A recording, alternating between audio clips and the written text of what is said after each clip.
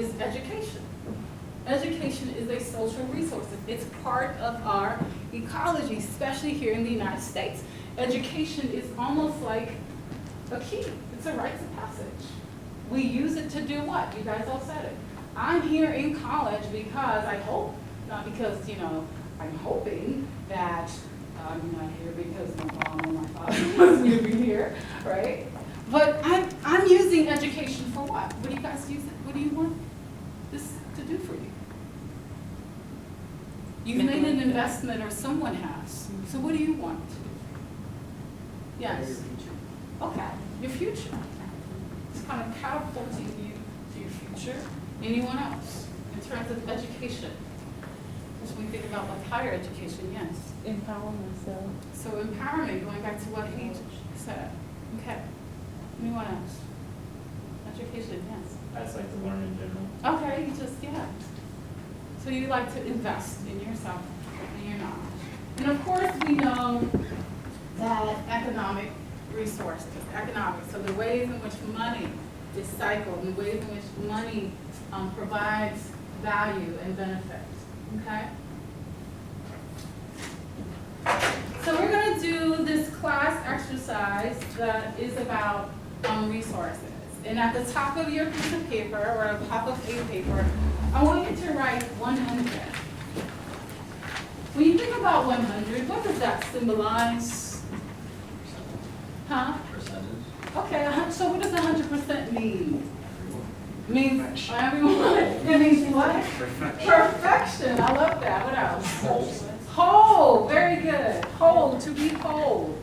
Anyone else? You think about 100%. You got 100 versus a 65 on your exam. What does that 100 mean for you? We're smart. Oh, good. It affirms you. Okay. Anything else? Okay. Pass. All right, so I'm going to read some statements, and you guys have some directions in terms of the statements. Okay. First statement, and this is how I would recommend you approach it. So put 100 at the top of the paper, and then just write down either plus or minus on the values that I'm going to give you. Okay. You ready? Add 10 points if you remember reading textbooks from kindergarten through 12th grade, when the majority of the individuals that you saw in the textbooks looked like you, or were in the same sort of ethnic composition or racial category as you. Put a minus 10 if they were not. Add 5 points if you attended what we consider to be like a school before kindergarten. Like if you were homeschooled, you add 5 points, or you went to like a private daycare or something before kindergarten, add 5 points, or a private sort of preschool, add 5 points. If you did not, subtract 5. Add 10 points if by the time you were in 3rd grade, you were placed in what we call academically or intellectually gifted programs. Subtract 10 points if this did not happen to you till later in life, okay? All right. Add 10 points if the majority of your teachers were in the same sort of ethnic group as you from kindergarten to 12th grade, the majority. Add 10 points. If not, subtract 10 points. Add 10 points if you went to a school from kindergarten to 12th grade where you had new textbooks, or add an additional 5 points if you use like smart devices. Textbooks, we had laptops, we had iPads. Give yourself that extra 5 points. If you had used books, subtract 10. You know those books where you're like, hey, Sarah, she graduated like 4 years ago. You see that signature? I don't know, maybe that's just me. Okay. Subtract 10 points if you attended a school where you had an armed school resource officer. So they were either armed with a taser or something from kindergarten to 12th grade, meaning you had a police officer in your school that have some type of taser in here. Subtract 10 points. If you didn't go to any of those kind of schools, give yourself an extra 10 points. Is that for K through 12 or Huh? just? Yeah, K through 12. Mm-hmm. Yes. Subtract. Any of your kindergarten through 12th grade. All right. Subtract 10 points if you had to take those AP or college prep courses and you were the only individual who looked like you in your classes. So when you looked around, did not see too many other people that shared sort of similar ethnic compositions as you. Subtract 10. Add 10 points if the majority of the students looks like you. Subtract 10 points if you are from a single parent household or divorced parents. Subtract an additional 5 points if that single parent was a female. Add 10 points if you came from a two-parent household. So either plus or minus, just do that, okay? Subtract 10 points if any time from kindergarten to 12th grade, a teacher or a class member questioned your ability to be in the class, like a pre-cal or calculus or chemistry or biology class. From kindergarten through 12th grade. Add 10 points if it never happened to you. Never happened. Never happened.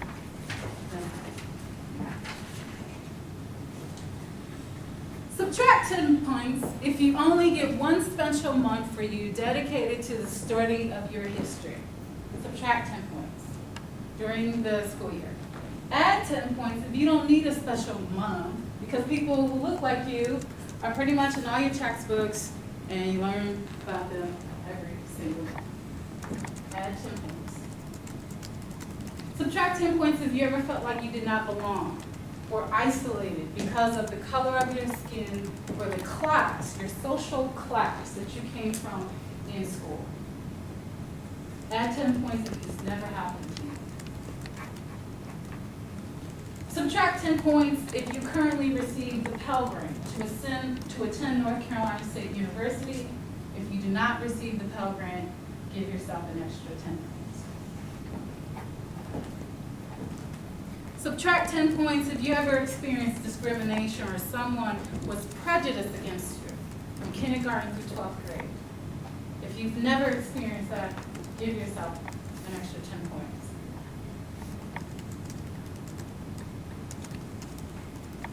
Subtract 10 points if you were ever bullied or made fun of because of the texture of your hair, the color of your skin, your accent was different. Subtract 10 points.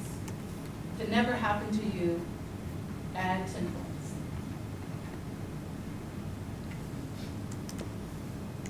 Add 10 points if your parents graduated from college.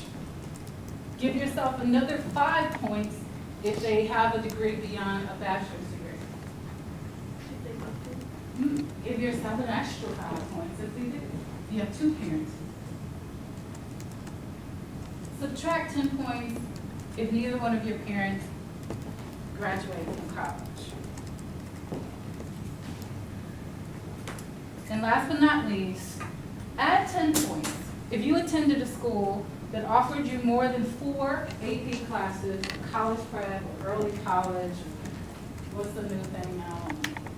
Any of that. Like you know, by the time you graduated from high school, you know, you were that amazing student and almost had like 30 credit hours. You transferred into wonderful North Carolina State University. If you attended school, especially high school, that offered anything less than 4 AP classes, then subtract 10 points. All right, tally. Remember you started off with 100. Tally it up. See what you have. There's no math majors. I did mine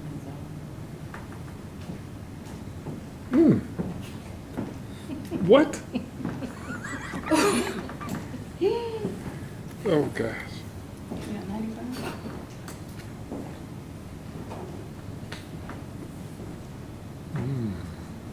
75?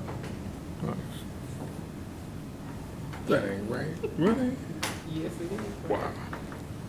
Would you, 95?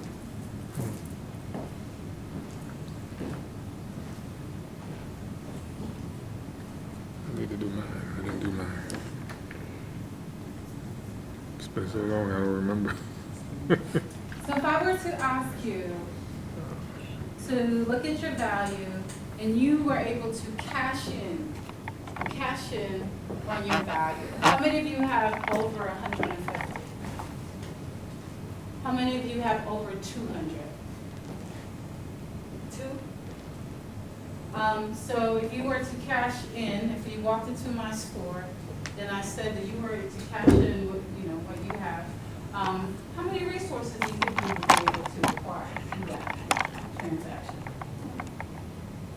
A lot, okay. Does anybody have less than 150? All right, so you enter the same store, right? You enter the same store. Do you think you're able to buy as much with what you have and with what someone else has? Okay. So this is about resources, right? Did we all start at the same level? Were we all equal? But what influenced this idea of equality?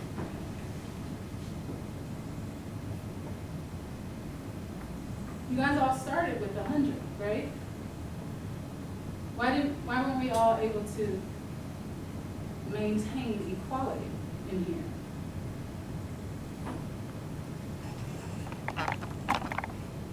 Yes. Because we had different access to resources throughout our years. So different access to resources. So do you guys remember some of the statements? So what are some resources in those statements? What's a resource in that statement? So the experiences, okay? Cultural. Okay, what else? What kind of experiences was a resource? You were talking about single parents Mm-hmm. and all that, Mm-hmm. and they had a much different experience than Does somebody with two parents. Okay, very good. What's another one? In terms of resource? In terms of resource. You guys can remember from those statements. Yes. Having new textbooks or a smart device Mhm. versus old textbooks. Yes, right. So what does that do? I mean, again, if you have a smart device versus a textbook that somebody had like 4 years ago who already graduated from high school and you still getting that same textbook, what do you think that does? In terms of like information, because information is a resource, right? Right. So what do you think it does? The person with this, I'm sorry. Sorry, go ahead. The person with the smartphone has access to the new information, and the textbook could be outdated. Mhm. It could be missing pages Mhm. or Okay. not in good condition. So not in good condition. Okay, anybody else? Anybody else? It affects like the quality, the way you like perceive your education. Okay. Tell me, yes. It's like, you get a crappy textbook, you're not gonna want to care as much about, I don't know, that's just how I see it. That's how you know, see it, right? Like, you go in, like, this is the quality of your education in terms of like funding of it, I guess. Mhm. So if you see that I'm carrying this big old biology book that's, weathered and torn from 4 years ago, and then you go somewhere and you're having a conversation and someone says, textbook? We don't use textbooks anymore. We use iPads. What's wrong with your school? What's wrong with you? What does that do just for you? What do you think? Just your natural response. As a human being, what? You feel good about yourself? You think? Or you're just like, oh, it's all right. I'm fine. So what? It does something to you. It does something to who you are, right? Okay. Any questions about this kind of concept in terms of resources or whatever? Okay? All right.